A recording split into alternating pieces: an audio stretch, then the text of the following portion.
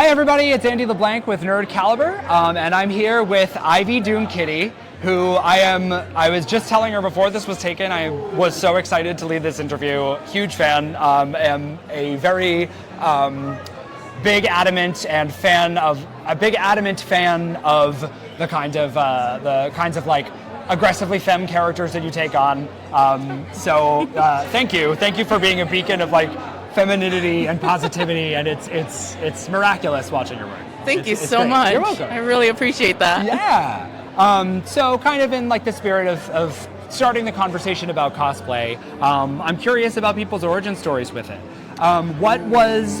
Is there kind of like a journey, a process, a moment that you ran into where you were like, oh, this is something that I want to try out? With convention life in particular, was it something about community? What pops up in your head when I say that? I actually started going to conventions just as an attendee and getting autographs from my favorite comic book artists and writers.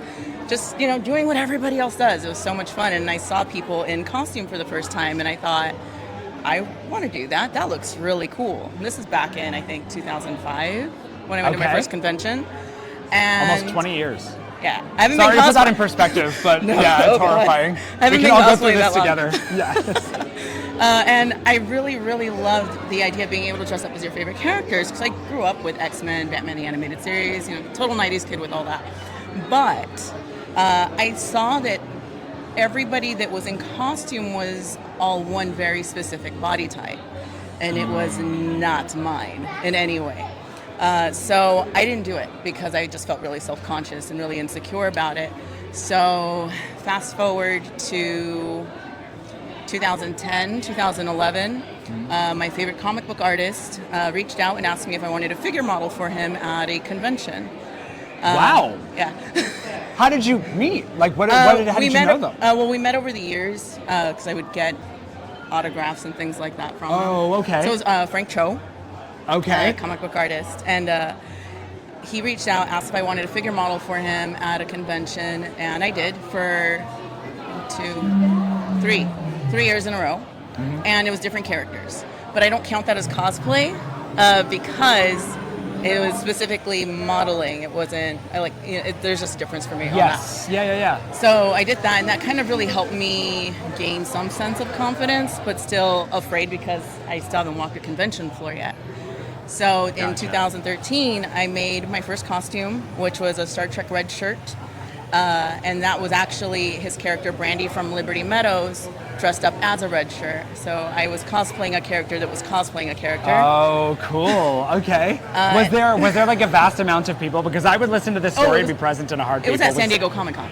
Oh, okay. So yes. Okay. Gotcha. So that was the first time I cosplayed. Yeah. And I loved it because it was not just fans of like Frank Cho or just Star Trek in general, but I was walking around with a Tribble. And you had fans that were like, oh, I love that episode, and just kind of connecting over the original series. And I realized that it was such a great community, and after that it just kind of spiraled into what it's become for me. And I mean, since then the community's grown significantly. Oh, exponentially. Yeah. Like there's so many different panels on body confidence and diversity, inclusivity, and those panels didn't really exist back then, which I wish there would have, because then I would have had something to look up to. Oh, it makes me livid that it has taken this long to kind of extend the idea that anybody can do this. This is not for like a small amount of people to get into this community. Anybody can do it. Yeah. And I've been there.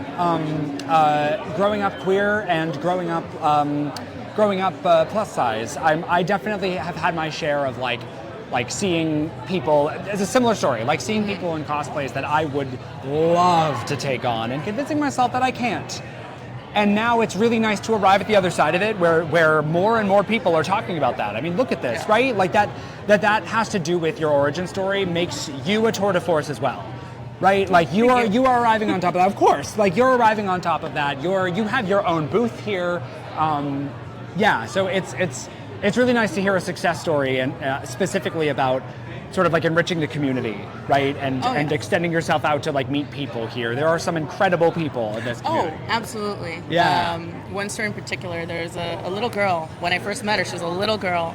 and I'd always see her in Boston. Her family sadly couldn't make it for the show this weekend, but every year that I'd come to the show, to a show in Boston, she'd come up, take a photo with me in costume, and this would happen over the course of, I've been cosplaying. Now, did for she over 10 recognize years you now. every time? Yes. Like you were in a different outfit every time and she then, recognized? And then the last time I was here in Boston, she gifted me a photo album that she made of the photos that we took over the years. So it was like kind of watching her grow up in cosplay as a cosplayer as well. And it just, so she did it too. She yes, was cosplaying she started as well. cosplaying as well. Awesome. Yeah. So it's just really, really touching to see that, and also to see the young lady that she's become, to see other people from the community out here as well, and just see that exponential growth over the course of, it's over a decade at this point. I would have gotten emotional. I straight up. I did. She made me cry. Yeah, of course. Like, that's incredible. It was a beautiful moment for sure. The impact that you can have on particular kids, with this, it's lovely to see that. And I imagine that was just like an overwhelming experience, seeing like something physical that they have of like, she really likes you, like you're so influential, so. Awesome. I guess my very last question for you will be, what is your favorite character you've ever cosplayed? Ooh. Is there one? What comes to mind when I say it? Velma from Scooby-Doo, because I grew up watching Scooby-Doo. Awesome. Also really comfortable and super recognizable with kids, and it's a character I strongly identify with. Awesome. And then my armored Bowser from Super Mario Brothers. And that one was it was a lot of work. I was working with new techniques that I've never worked with before, and it was a huge build. I'm a big gaming person.